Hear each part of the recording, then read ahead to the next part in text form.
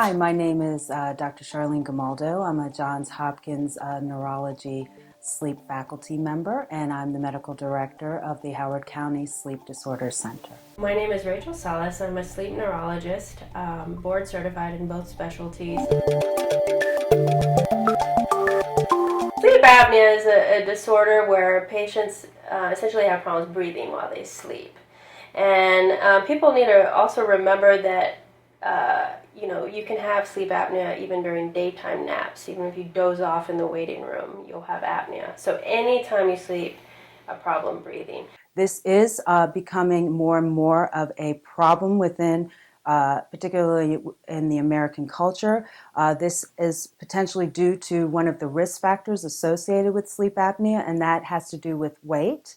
We know, unfortunately, that the waistline of Americans has expanded over the years, and that has also correlated with the amount of sleep apnea that we are seeing. Some individuals, their oxygen level can really go down. We've had patients into the 30s and 40s at times. It could be very severe. People can die from sleep apnea. Apnea diagnosis is actually the one where, we definitely do the history. Several patients will have risk factors and symptoms, but this is the one where we can order a sleep study.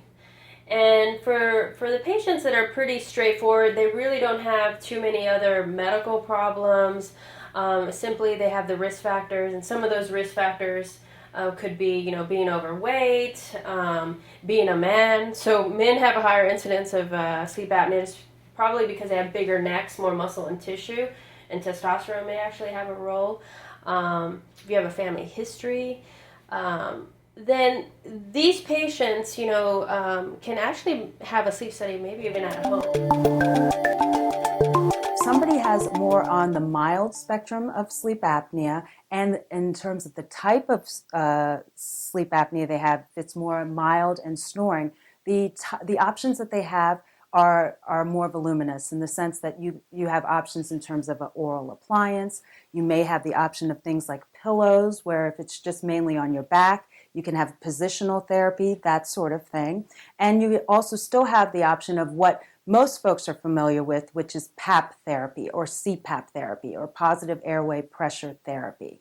That's what you can do at the mild category. As you start to, the spectrum starts to shift over to the more severe levels, and you get over to the severe sleep apnea, your options become more limited, and you start to have more of the option of C-PAP or PAP therapy.